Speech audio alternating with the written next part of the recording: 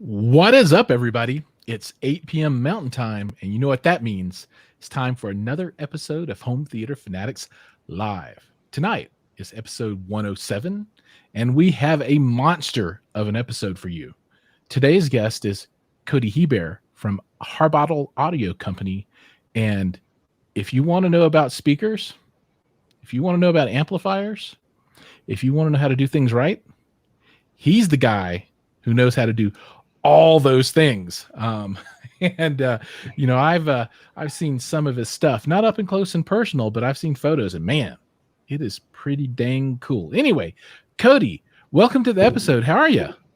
I'm great. Thank you for having me. Oh man, glad to have you on. First time on the show with us, so I'm really happy I was able to snag you. And a lot of people have been really excited. They're like, we want to know about these subwoofers.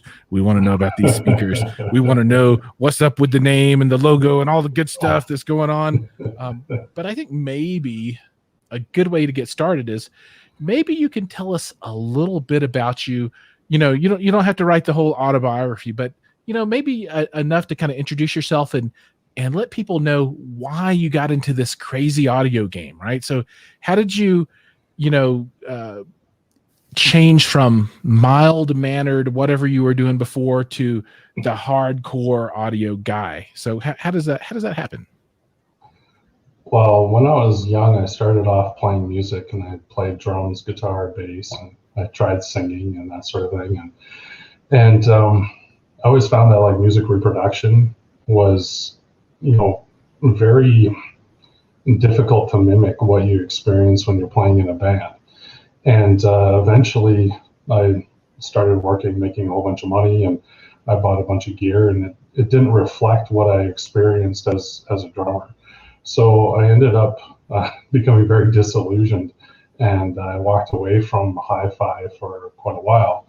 And I got into business development, and I would work with companies and kind of critiquing their manufacturing processes and plugging fiscal leaks.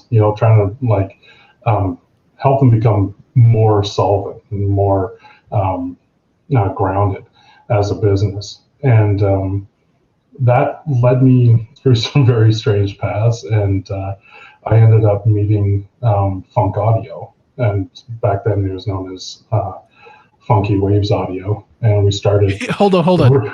Time out. He was known as what? Funky Waves Audio. It was something that him and his cousin, I believe, they came up with it when they were young, and it just kind of stuck for a while. And when I met him, he was just uninspired. Like he wasn't necessarily a hobbyist. It's not that funny. Funk Audio is cool. Funky Waves Audio. You should have told anybody that. You messed up. Okay, no. Back up.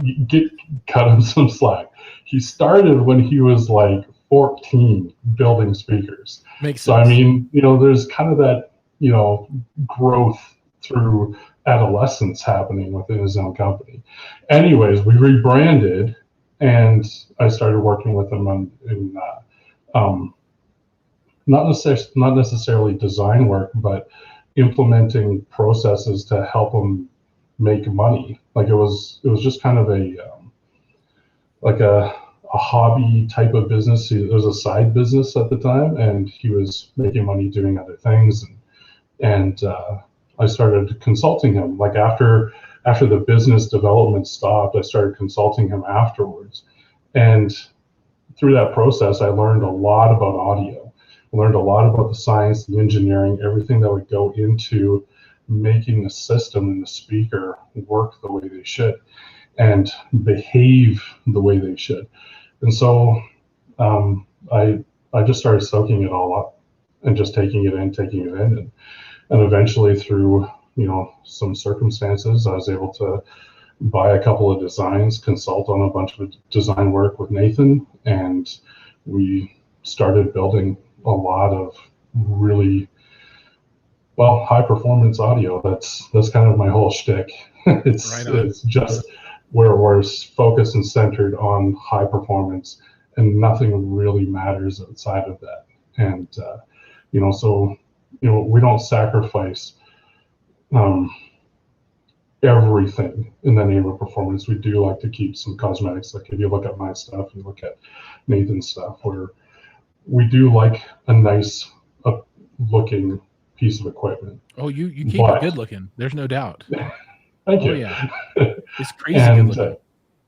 Yeah, my approach on that is we keep it very, very straight ahead, and there's one finish. There's one particular profile look that we're going for, and then that is the backdrop to the performance aspect.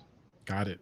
Okay, so that all makes sense, and yeah, that's cool. I didn't know about the whole music history and all of that background for you. So now that Harbottle is a thing, right?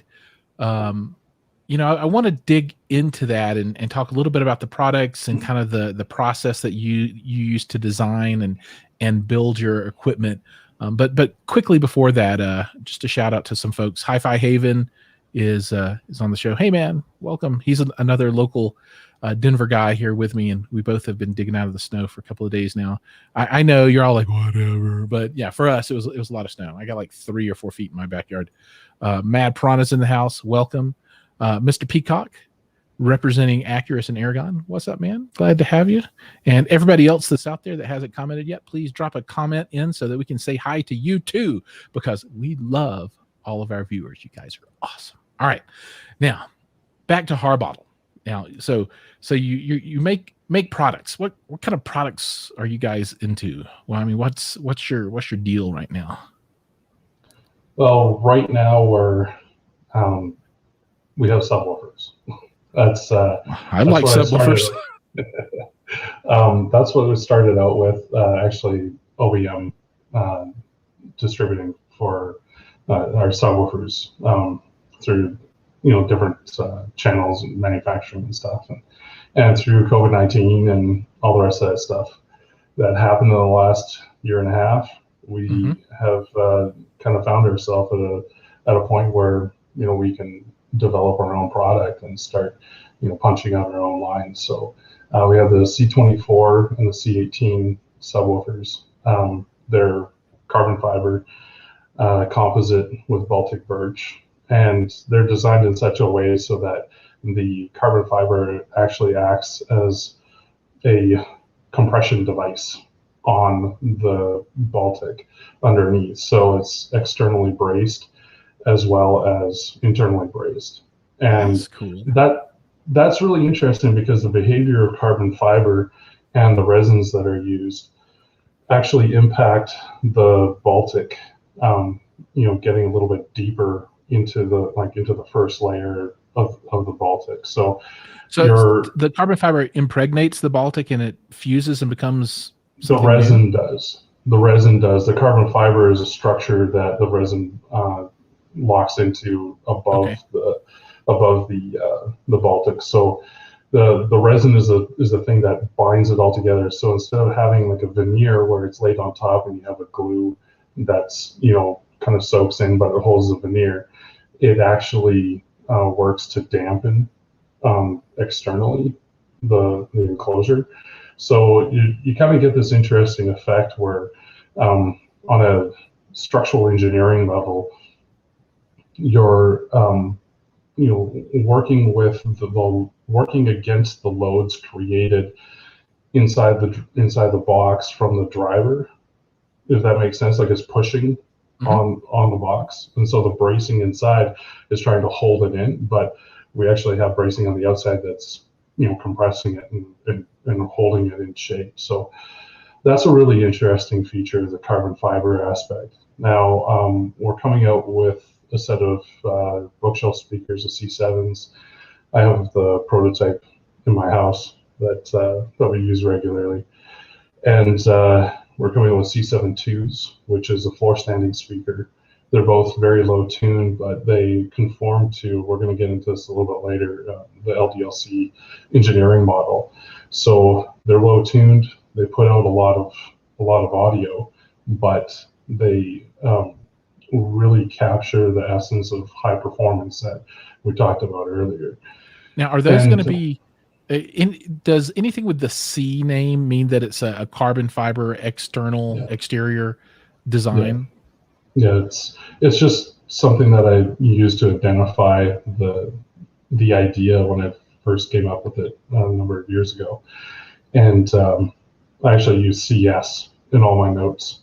And I just dropped the S because I was like carbon series. And I just had a whole bunch of ideas underneath that. I dropped the S and just started calling everything, C18, C7, C whatever. And then it just kind of carried through. I was like, well, there's no need to change it because everything internally in my business is already that notation. So yeah, I'm looking forward to keeping it straightforward. I'm looking forward to the C32. Yeah, that's what there's a distinct possibility that might happen. It's crazy though. It's crazy. Like we build crazy in the 32-inch that Nathan and I have been playing around with for the last few years. It's that's crazy. Cool. I just made that up off the top of nuts. my head, but it's cool that it's like maybe a thing. That's interesting. 32 and 48, but it's another level. Like the C24L3 scares me. Like it's a scary subwoofer, and I don't really want to listen to the 32 and the 48. It's like oh boy, that's so much. Yeah, I've seen a 32 at the last CDS show. I forget the name of the company that had one on display, but dude, it's massive. A 48. Oh my god, it's 4 feet tall. I mean, that's a lot. It's like up to here. That's a lot of bass. That's a lot of speaker and a lot of cone and a lot of, I don't know, a lot of moving dollies to get it around. Or just, I assume it would have to be sealed because a ported enclosure for that would be like, a room. It's not feasible. That would be a permanent fixture in like a big, stadium or something like that. They would like cast it into the concrete floor and that would be the end of it. Well, I'm down with that. That's absolutely cool. All right, so you mentioned something that I think we should probably talk about, and that's the LDLC, and that's 4 letters, and I don't think I didn't know anything about it until you told me about it. So I imagine there are a lot of people out there that don't know what that is either. So what is that? I mean, what does that stand for, and what's the point? Well, LDLC started off as just a way for Nathan and I to talk about what we're doing and kind of give ourselves a data point. It's probably the world's most boring acronym. It's low distortion, low compression. And that's what we designed to. So internally in our manufacturing, engineering, design work, all of that stuff, we determined that distortion has to be below the audible limit, as close as you can get to maximum output as possible. So it only becomes audibly distorted when the speaker is at its, like right at its threshold, like as tight as you can get to 100% output. And that's when it starts to become audibly distorted. And the same goes for compression. What we determined to be audible compression is, essentially 1 dB.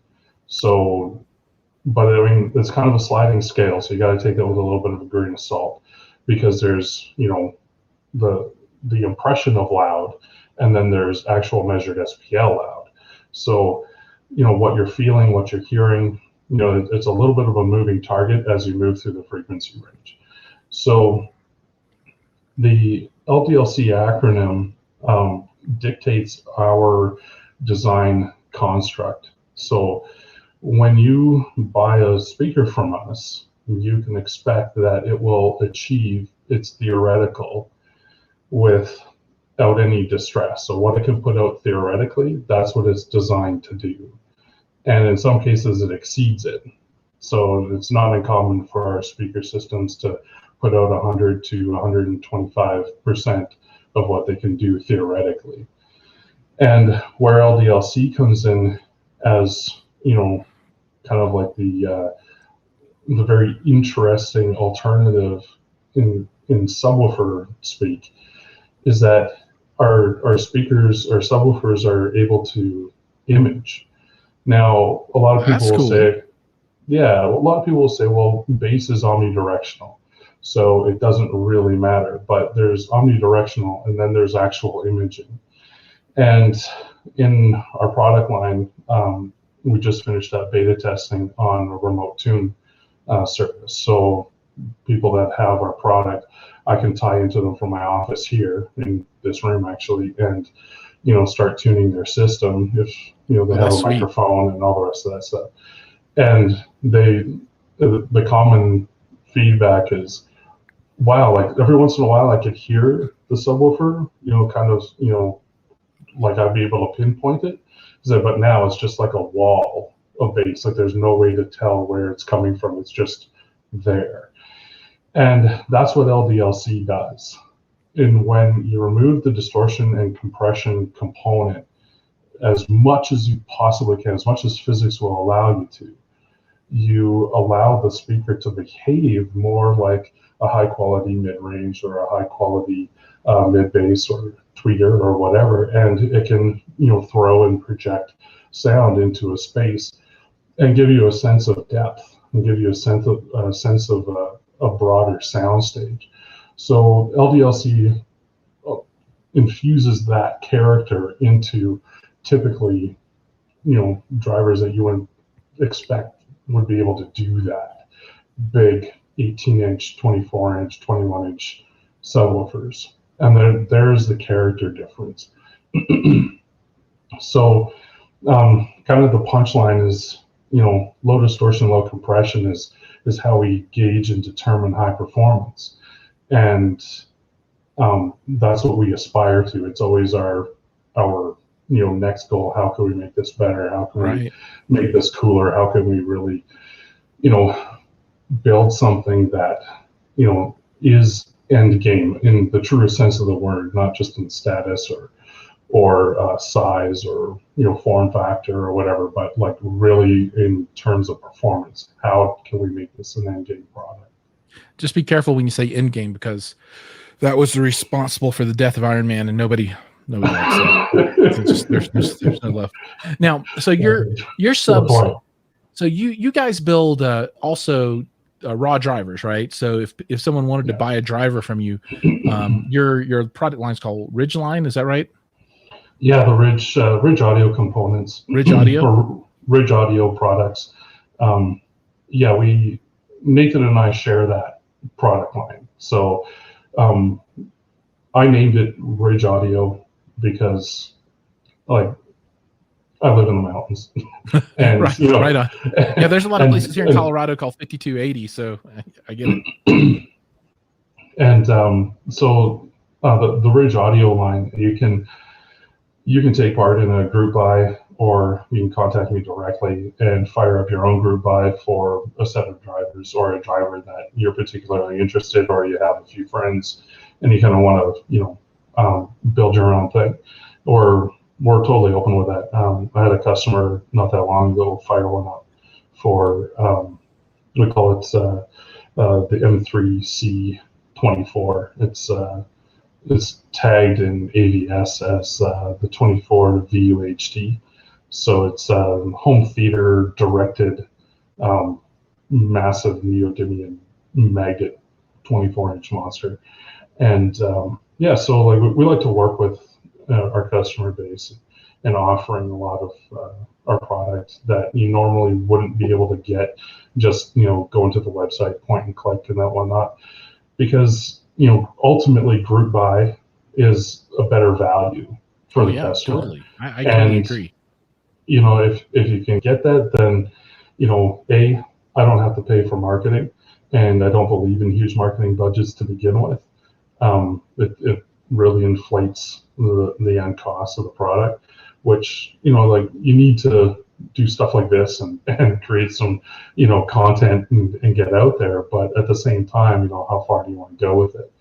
And another reason group buys are great is it allows a real tight sense of community, which I'm a big fan of when it comes to audio, because the audio community, although you can kind of get into some competition, I guess you'd want to call it, or where conversations start to get a little bit polarized, that ultimately everybody is there because it is a experience that they enjoy or they want to share with other people. So I personally love Group Buys for that reason. It creates community and offers exceptional value.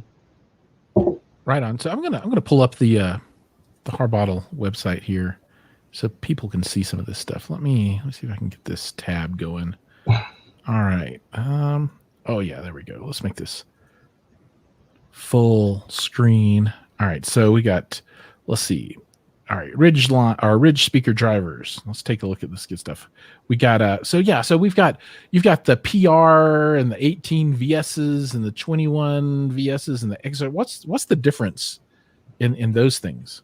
PR is just a passive radiator, so it's just a straight ahead cone surround with some suspension and weight on it for passive radiator designs. The VS, 18 VS? The VS that's a studio driver. It's what we would determine as a product that you could use for, I guess, like reference level listening when you want like a really nice clean response. You don't really want a whole lot of super low end to kind of inflate the bottom end of whatever content you're listening to. But you want really good mid and really good top end bass and a higher than average crossover point. That allows you to take the stress off of your main speakers while maintaining a nice degree of separation between the two in your crossover selection, so they sum together really well. So you take the stress off of it, but you also gain a whole bunch by having them sum together really well. So the 18 VS and the 21 VS, they really nail that down really well. The 21 VS puts out very much the same, a little bit more in the top end than the 18, but the 21 has about 3 dB more in the bottom end, so it kind of fills out your low end range there. Right on. Yeah, and then you have the VX. All right, so the Excursion series. Yeah, so you've got the PR18, we talked about that, the 18 VS and 21 VS, then an 18 VX. Okay, so the Excursion series, that's a underhung motor design, so it's designed for long throw, like there's a ton of travel. And what it does is, well, like the sound character of what we build is generally the same across the board. When you start talking about different drivers, you talk about their output ability and their frequency response. So the 18VX, I would typically cross it over maximum about 100 hertz. And then it really starts to fill out the bottom end. So you gain a whole bunch of more output in the very low end, as opposed to the 18VS, which you can cross over up to, well, I have one customer that crosses it over at 167. Oh, and wow. yeah, so like you can go really, really high with the Studio series. The Excursion series, typically, I guess you would call it more of a home theater application, but there's a lot of guys that use it for music too, because they got really big mains that are very capable, and they can throw it out really well. So this type of speaker would, match that type of purpose a little bit better. Yeah, I like that 19.5 hertz FS. So that's cool. Yeah, she's deep. She absolutely. All right, and then you got the Big Daddy, the 24 VXR. It gets 3 letters. Yeah, that's an infinite baffle. There's a VXR. That's what I call the Excursion Reference Edition. So it's where you want all the low end, and you don't want to be hindered by anything. But when you get to that level, one option that is, I wouldn't say it's overlooked, but it's a little bit more advanced, I guess, would be an infinite baffle design. So we have this underhung infinite baffle driver that's purpose built for that application. and it runs unbelievably clean. Like for its size and for its ability, just in general, it punches so unbelievably well. Like That's cool. It's way above its weight in my personal opinion. I mean, I'm biased, so take that with a grain of salt. But, well, I would expect you to be biased, so that's all good. All right, so we're going to pause there for just a second. So we got some more folks on. Callie J, who is I think new, welcome, and the Brown Cinema. He says, "What's up, Jeremy Gary?" I'm not sure who. Oh, I guess that's Jeremy Schumer or Schurter, who likes to bring the secret sauce. He always, I guess, brings the secret sauce. And then Callie J says, "Do your 12-inch and 15-inch hit as hard as the 18 for home theater use?" Do you guys make 12s and 15s? We do have some concepts available, yes. The tricky thing is that they have a little bit higher MOQ, so minimum order quantity. Mm-hmm. So we can sell them, but we can only sell them in 6s and 12s and stuff like that until we get the ball rolling on them. We are planning on doing some work on them this spring and fall to kind of shore up the low, the smaller driver range. I have a plan for using 1 or 2 of them in a carbon series finish subwoofer. But as far as hitting as hard as the 18, well, yes and no. It really depends on what application you're going for, what design you're going for, and like as far as cleanliness and being able to put out like 100% of their theoretical output with minimal distortion, minimal compression. Yes, 100%. They conform to LDLC all day long, every day. But you are going to notice a little bit less in the low end because you don't have the cone area to push that volume of air. So mm-hmm. when you're still working with 25, 27 millimeters of X-Max and 30 or so millimeters of X mechanical, which is where we designed to, a mechanical limit, the 12-inch can only put out so much in the low end. But as far as your mid bass and your upper mid bass, that the 12s and 15s will absolutely hit every bit as hard. They'll get jiggy with it. Yeah. Right on. Yeah. So some comments. Hi-Fi Haven says those are some awesome looking drivers. I agree, they do look good. I like the styling of them, and I like the way they look outside of the box too with the motor assembly. Mad Prana says someone needs to do a group buy.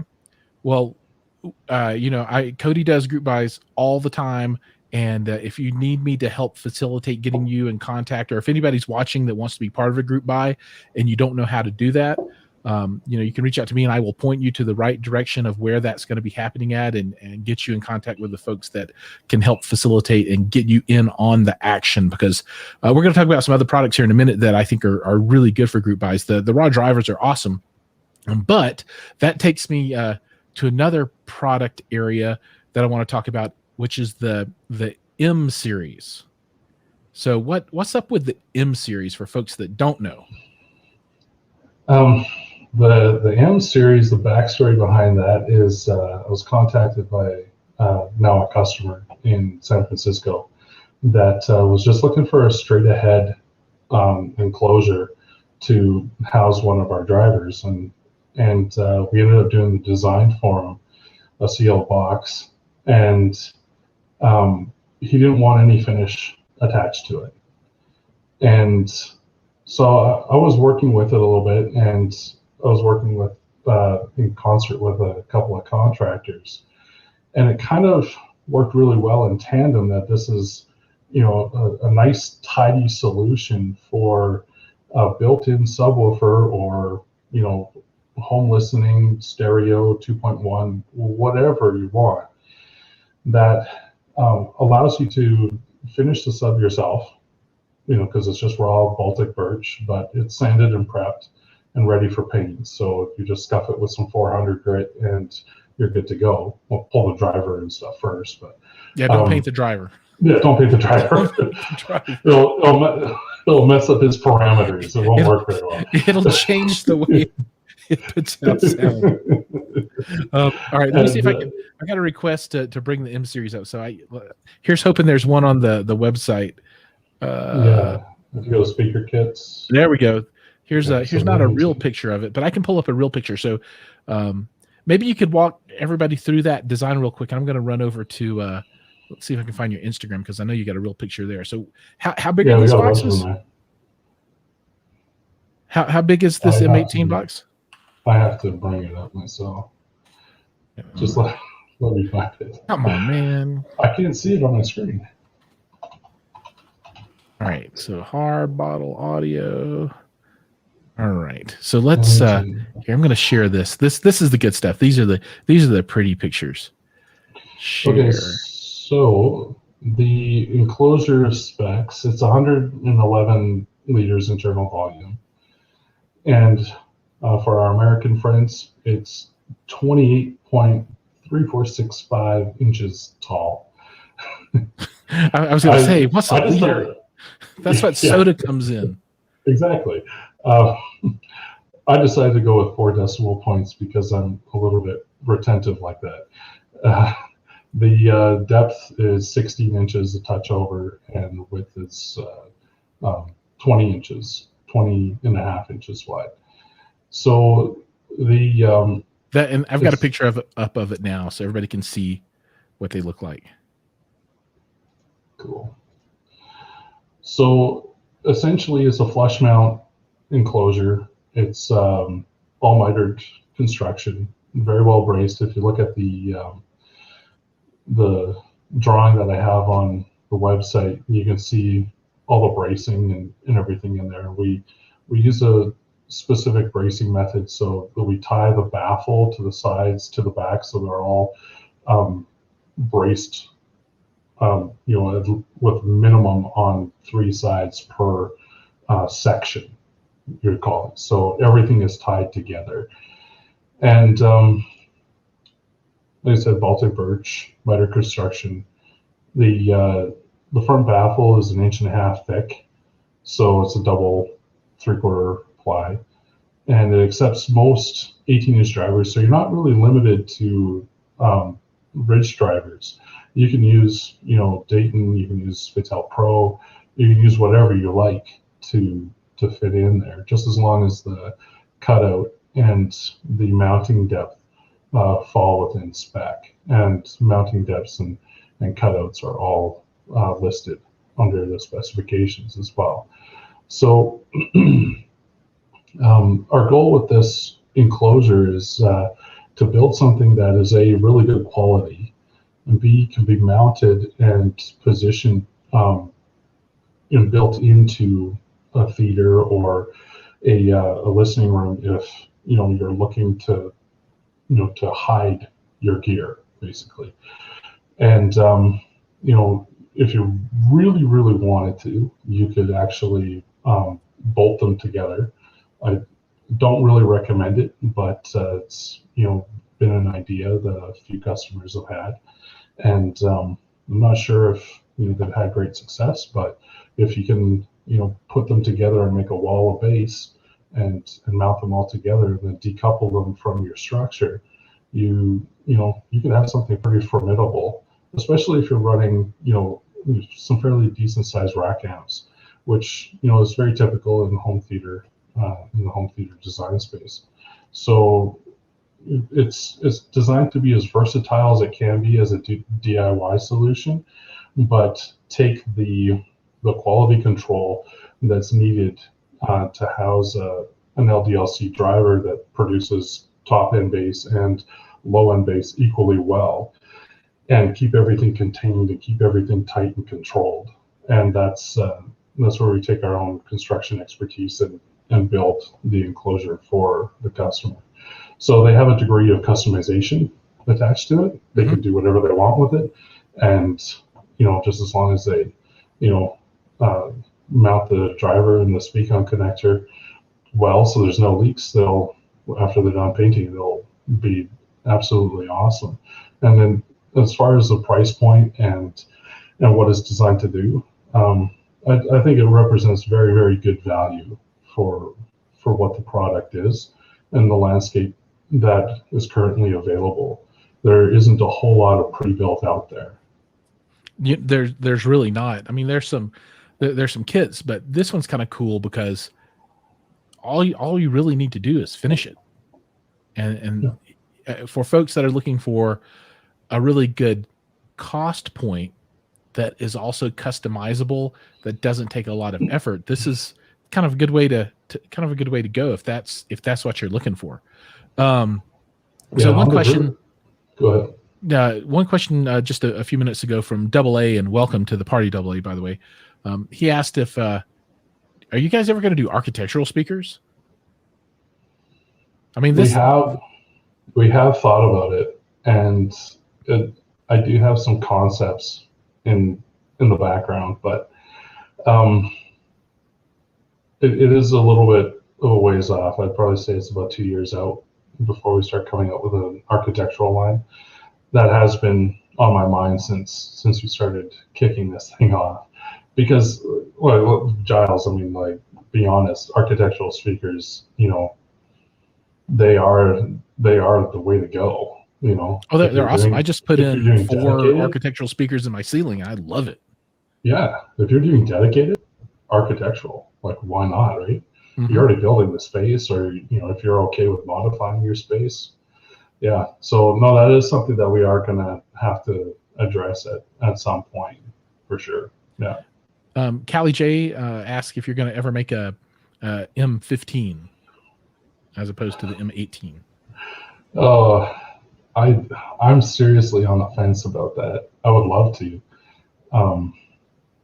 The problem is that the way we build enclosures, the price doesn't scale down.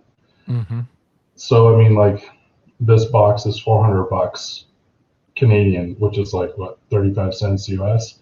I'll quote you on that one day when I need to buy 3 or 4 of them from you. No, I got it on tape. It's 35 cents. This conversation is non-binding. Okay. The price point doesn't scale the way that I would like it to. So in order to do a 15, you really have to visit the process for building 15. So, like, realistically, from a manufacturing standpoint, we're looking at probably building about a dozen different boxes, a dozen different ways, just to see, and then sit there with a stopwatch, just to see which method will work the best and get the best results. And, put us in a time bracket that, we could say, okay, yeah, this value at the end, like the dollar that we're asking for it, is going to fit, manufacturing demands. So that's going to take a little bit of work, but I don't know what's going to happen with Baltic birch. The price of birch has gone up, and that's kind of where we've deadheaded with it. When you're dealing with a manufacturer, we're subject to all the markets of raw materials, right? So, neodymium's going up, steel, aluminum, copper, everything, and even carbon fiber is, starting to, get a little bit unstable. And Baltic is, definitely one of those things that has been, I wouldn't say problematic, but it's one of those things that bears watching in our business. So I think, for 15, we're probably going to scale that or kind of put that in the back burner for a few months and see what happens, midsummer, and see how things start to progress. But I'm not sure that it would be a viable option at this point. So the translation of that for everybody is 15s are for people who don't really care about their bass, and Cody cares about his bass. No. 18s and up only. Thank you very much. Liar. Okay, so here's another question. And I got to figure out how to translate this one. Can you larger with the maybe can you go larger with the M18 box? Would there be a benefit? If so, you build the M18 box at the current volume that it is now, so many liters, whatever it is. If you change that box, those dimensions to make it bigger, and maybe this is a design question. So, what happens when you make the box bigger or smaller for any given driver? So you're changing that internal volume. You start changing the low end efficiency.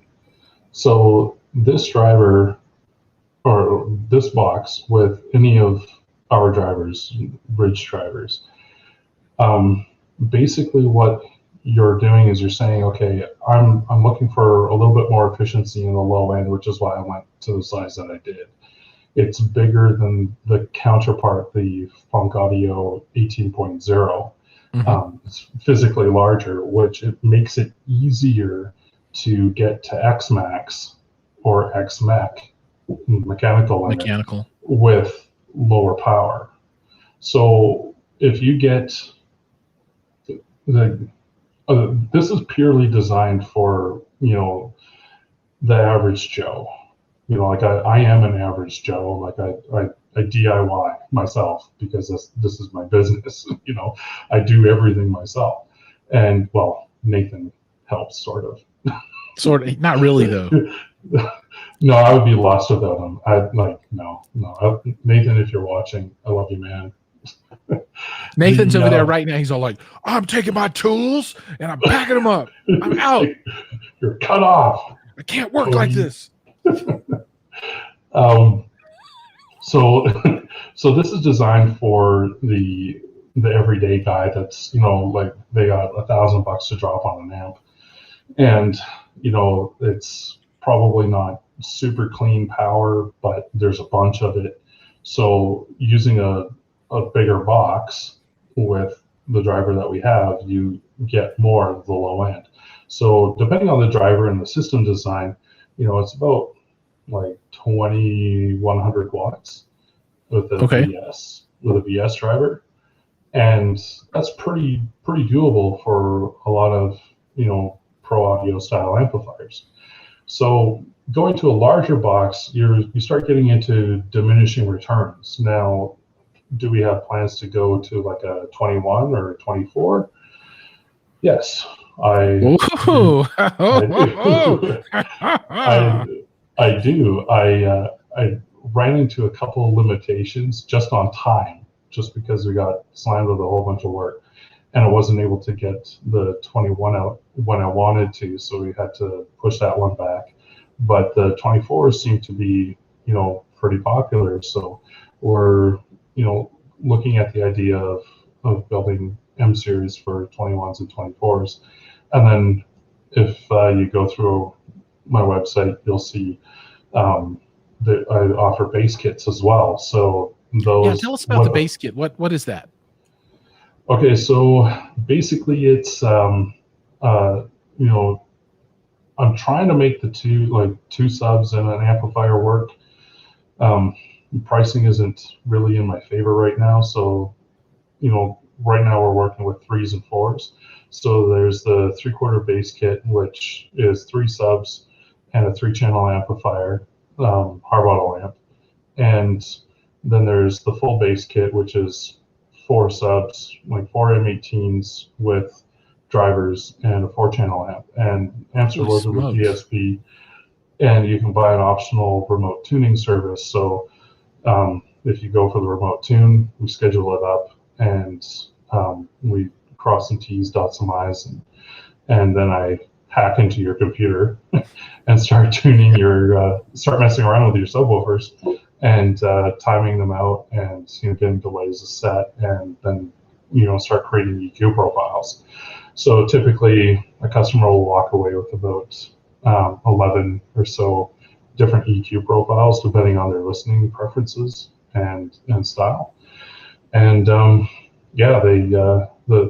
bass kit is pretty wicked because you're looking at essentially taking the Funk 18.0 or the C18. They behave a little bit differently. I have a different design style than Nathan does, and you're looking at multiplying that by 4 and removing all the finishing costs, which is a big chunk, because I don't know what it's like for costs to run a finishing booth and all of that down in the US, but up here there's a lot of bureaucratic red tape that you have to go through in order to make that happen. So it gets quite costly. When you take that out of the equation, you're looking at some pretty serious value for dollar there. I couldn't even imagine 4 M18s one day. So the secret word on the street is I might be making some content around one of these at some point in the not too distant future, so folks can really see what's going on. But yeah, down the line, maybe I'll come up on some cash and just be like, hey man, here's a check, send me 3 more. Yeah. I gotta have it. That'd be kind of cool. 4 of those right across the front of the room under your screen, and you're done. Yeah, it would be seriously impressive. That's the business. I think that's the precise technical term. That would be the business. For home theater guys, like guys that want a dedicated room, that takes care of so much in terms of scalability and design and everything. Like I think it's a really interesting offering. Yeah, I'm proud of myself for thinking of it. And if anybody out there wants to be the first with 4 of these, let us know, and send a check over to Cody, and he'll make sure you get the good stuff, and that'd be awesome. Okay, so I have one more question before I move on to some of our other content sections of the show today, because we've been pounding through this time and we're tearing it up. So you mentioned amplifiers, and that's not something that comes to mind immediately when I think of Harbottle, right? I think subwoofers, I think carbon fiber, and I've seen some of the pictures of some of this other stuff that you're working on, which is really, really cool, and I can't wait till that stuff sees the daylight. But I don't what's up with these amps, because I don't know anything about that. Can you talk about it? Yeah, I can. They're modular. What is it? So you put them together and they're like Legos, or how does that work? Well, for us they are. We made them so that a customer, like if you want, let's say a 2-channel amp to drive some subwoofers, okay, well I want this 2-channel amp. All right, so you get the DSP and all the rest of the goodies with it. Okay, now you got your bass covered. Now let's say you come into some cash later on down the road and you want to invest in power for your front stage. So your LCR, you want some more juice to drive it. And you don't really, want to invest in more rack space, or your rack space is tight or whatever else. With our amp, you can send it back and we can install a front stage set. So 3 channels, typically 3x500, so 500 watts per. So there's lots there for any number of upgrades that you'd want to do to your speakers or your front stage in general. And 500 watts is a lot of power. Oh yeah, it's no joke. RMS, that's not peak. So 1,000 watts peak. And what I found with a lot of my customer base is they're not really interested in having DSP, for their front stage. They're more interested in DSP, digital signal processing, for their subwoofers, because their AVR, their pre-pro, allows them a lot of control over their front stage anyway, with all the correction and tuning that is typically available like nowadays. Dirac or Odyssey or whatever it might be. Exactly, whatever floats your boat, whatever you've invested in. So we can do a power section only for your front stage and a DSP section for your subwoofers, all in the same amp.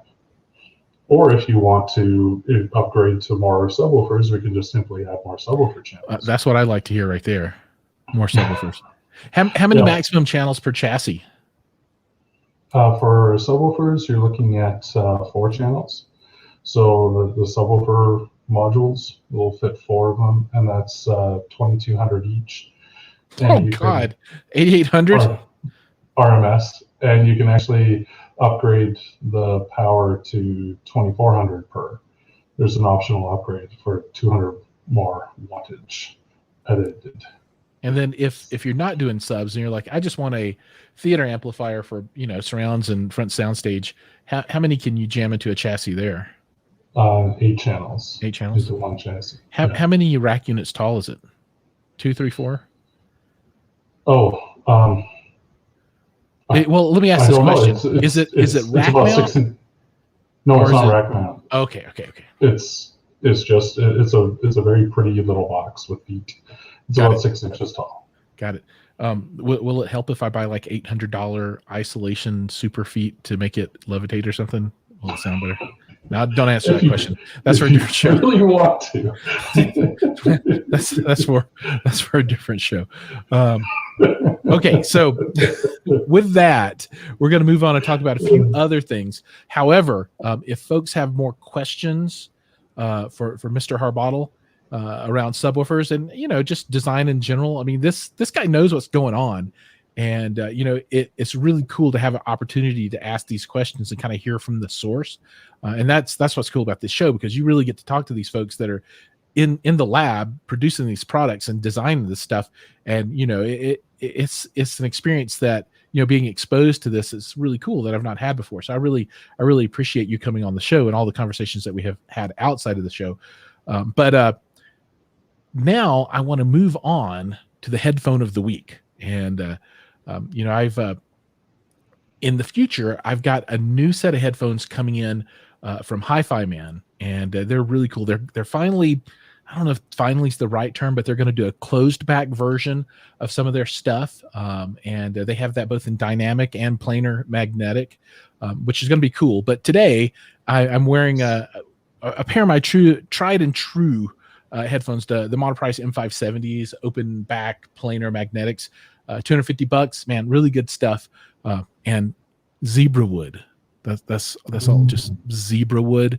And they will play at 5 hertz. So if you've got some really deep bass, give them a shot and see what happens. You can actually hear it, man. It's really good.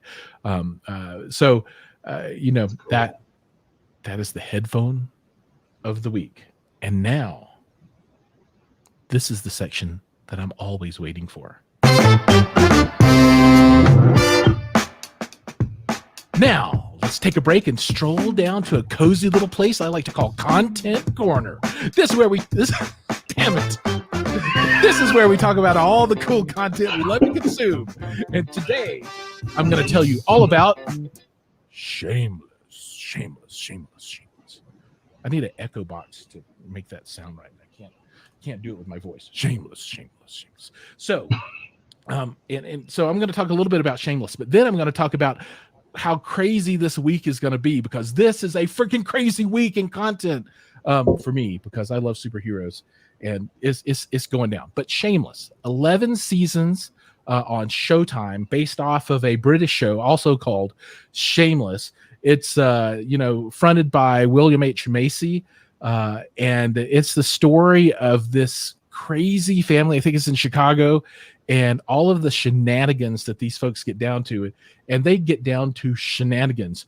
This is not, you know, a family-friendly television show at all.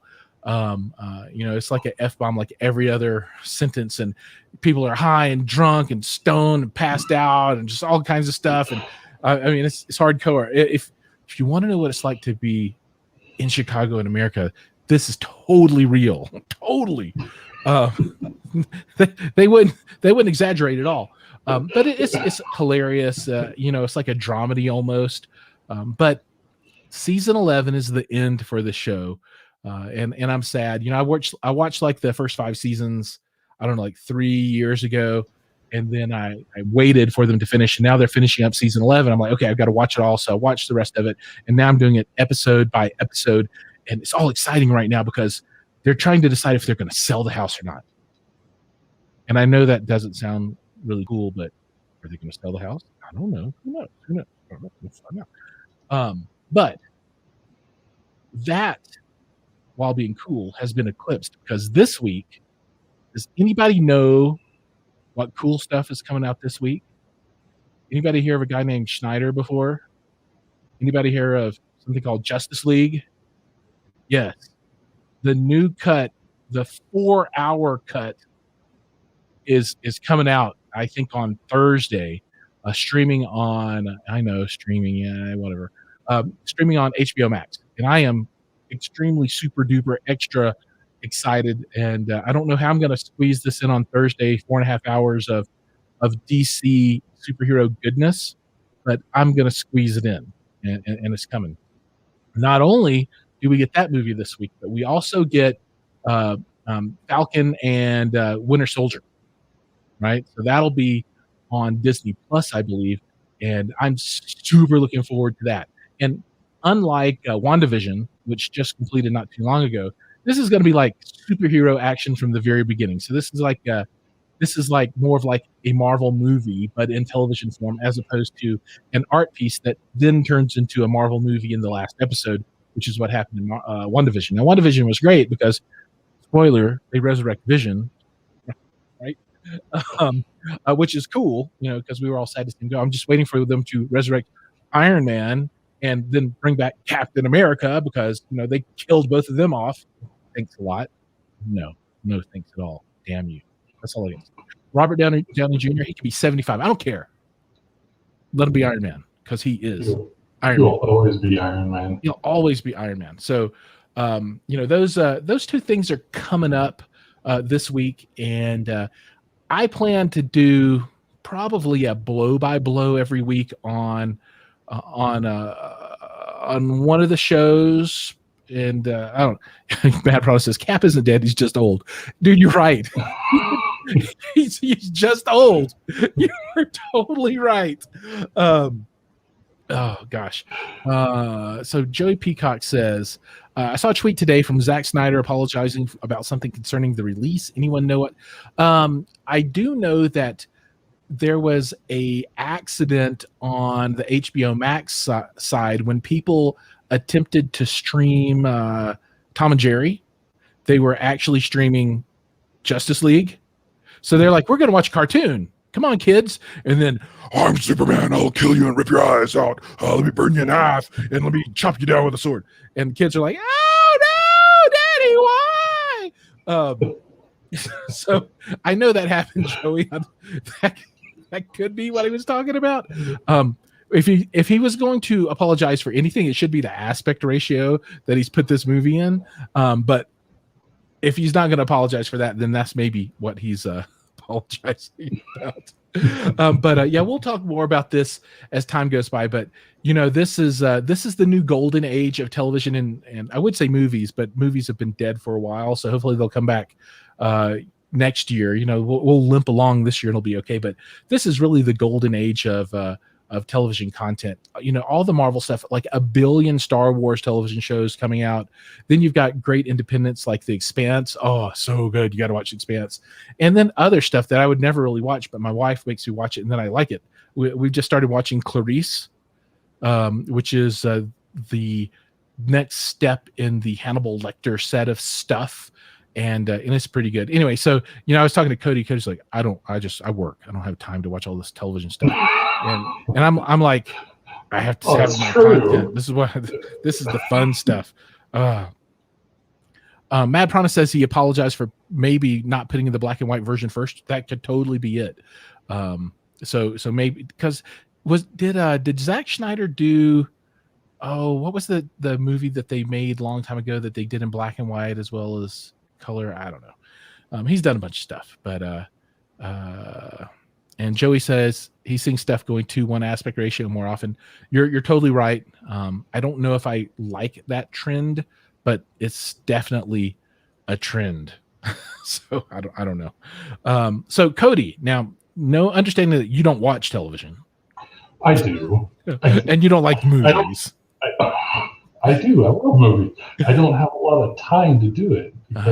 Dude, as long as you keep building the subwoofers, we're okay with that. I hope so. Don't stop. Just stay focused. Well, I do have to actually watch content. I do have to get involved with, latest trends as much as I can, because what good is building a subwoofer that, can't handle the new stuff, right? Oh, absolutely. Or a speaker that can't handle the new stuff. So that is part of it. I haven't watched a whole lot recently. I've been watching a little bit of Elementary. I like that show. That's the one with what's that lady's name? Lucy Liu. Lucy Liu. Thank you. Oh God, it was gone. And it's like a mystery show, and it's like a modern Sherlock Holmes. Is that right? Yeah. So modern Sherlock Holmes, and I really like the intro music to it. It sounds really good on my speakers. But it's I like the mystery aspect, the powers of observation, and all that type of stuff. As far as music goes, my wife, Caitlin Harbottle, has been creating a Harbottle Audio playlist for any of our followers and for me while I'm working. Well, that's cool. So where can we find this playlist at? It's available on Spotify, and just look up Harbottle Audio and it'll show up, hopefully, fingers crossed. And it's good. It's an interesting take on like what what she kind of feels that music should be like or represent when it comes to our equipment. So the biggest push behind Harbottle Audio is actually her. She's the one who fired the whole thing up. She told me, you should start an audio company. Let's talk to Nathan about it. And then it was all her idea. So she, it's hers basically. It's named after her. That's her last name. It's not my last name. Hebert Audio would be terrible. But she's getting engaged with our audience that way, and kind of giving them just a little bit of flavor of what we're doing and what we aspire our music to sound like through our gear and what works well on our equipment. So it's an interesting thing. I like it. I think it's pretty cool. Cool, man. All right, well, now I'm going to clue people in on what's coming up next. So, I'm actively almost done filming this video, this thing. So, Rune has taken over my life, and I wanted a touch screen Rune endpoint, a Rune bridge that was inexpensive, and there wasn't one in existence, so I just built one. And it's just using off-the-shelf parts, Raspberry Pi with a Raspberry Pi touchscreen, the RoPi software that you can download, and you just put it all together, and it magically works. And it actually sounds really good. I use an external DAC, and I think that's really where all the magic's at, having a really good piece of equipment to do that digital to analog conversion for you. I'm putting the finishing touches on that video, and that will be coming out in about a month from now or something like that. And I'm almost done with a video for one of your competitors, SVS. So they've got this cool, those guys. They've got a little 12 that I just love. I think it's great. It's not going to rip the floor out from underneath you and play down to 10 hertz or anything, but it's a nice sub. So the app is kind of cool for especially the broad consumer base, that folks that aren't going to really dig in and be like, okay, I've got a real processor, I got all this stuff, but it lets you tweak the sub and get it pretty decent. So there'll be some content coming out around that as well. So that's exciting. Now, this week's video coming out on Friday is a video where I feature 7 different subwoofers, and I measure them all, and we look at a lot of REW measurements. So if you like REW, this is going to be the video for you, because we just look at lots and lots and lots of them. I'm not going to get into it too deep right now, but if that's the kind of thing that floats your boat and you want to see, how they curve out, come and see. And there's like all kinds of brands, DIY and consumer and stuff like that. It's pretty cool. It's pretty cool. Also, I want to call out that as far as group buys go, the first amplifier group buy has completed, and that equipment is shipping now. And if anybody's interested in getting on group buy number 2, we're going to see. It might be too close to group buy number 1. I might need to space them out a little bit more, but that'll be up, and you can find that on all the normal social media places that I post stuff at. So that'll be out there. And speaking of social media, I want to thank everybody that's been watching tonight. We were clipping, over 30. Hang on, Mad Piranha's like, what? 7 subs? It's like 3 DIY kits and a SVS sub and some Velodyne and some Martin Logan. So there's a bunch. There'll be a cool thumbnail that has all of them in there. And yes, REW for future reference is always good. But back to social media. Thanks to everybody that's been watching. We were pushing up on 30 concurrent folks, so we probably hit 100 people more tonight as they popped in and out, which is pretty awesome. And then this will scale out to thousands over the next month as this thing percolates out there, and everybody's like, "Ooh, Harbottle! I gotta know about it. I gotta watch this thing. That's so good." If you could, you've got this thing open in YouTube right now. Click that button down at the bottom that says subscribe. And I'm looking at you, all of you that aren't subscribed. You make me sad and you break my heart. So just do it, man. Come on, do it. Do it for Cody. Do it for the children. Do it for yourself. Next week on the show, we're going to have David Solomon, and he'll be on, and he is going to once and for all tell us how you pronounce the name of the company he works for. Spelled Qobuz. And is it Qobuz? Is it Quobuz? Is it Quobuz? Nobody really knows. So we are going to find out next week exactly how to say the name of this streaming service. And, talking about things that changed my life, this streaming service, along with Rune and some good equipment, yeah, dude, that has done it. I really like the way it integrates with Rune, and Rune gives you all these suggestions to all this new music. Cody, have you ever played with Rune before? Do you know what I'm talking about? I have. It's fun. Dude, it's so cool. I'll think of a song I like. I'll search for it. Of course, I won't have media for it, but hey, Qobuz has got it, and I can stream it, so I can listen to it. And then Rune will say, "Hey, check this next song out," and I'm all like, "They're reading my mind. How did they know? It's so good. It's so and then the next one's even better than the last." So yeah, I don't know. Anyway, so that's kind of what's coming up in the future for the channel. Let's see, any other things out there from the folks. Mad Piranha says he needs to get subs that can handle Edge of Tomorrow bass intro without dying painfully. I agree. That's a great way to blow up subs, especially ported ones. If your bass reflex, you gotta be careful with that sometimes. But I feel pretty confident that the M18 can put a hurt on Edge of Tomorrow. What do you think, Cody? Yeah, the VXR driver. One of those two. Oh yeah. It would shake everything really well. Depending on the size of your room, right? Like system design. Depending on the volume that you're working with, but 1 or 2 of those, generally speaking, that's be a lot of fun. That's the good stuff. I saw a comment, Mad Piranha, where does Cody see HT going in the near future? Loaded question. That's a loaded question. What do you think, Giles? What was the question? I don't even see that one. 7:54 p.m. It's up a little ways. Where does Cody see HT tech going in the near future? What do you think about that, Giles? I can't even get up there. So Cody CHE tech. What? Dude, I'm not following. Where does Cody see HT home theater tech going in the near future? Yeah, dude, predict the future. So what do you think? Where's home theater going to be in the future? What's the next hot thing? I was trying to take that words and translate it into some kind of product. I'm like, what is that? Oh, but yeah, in general, what do you think?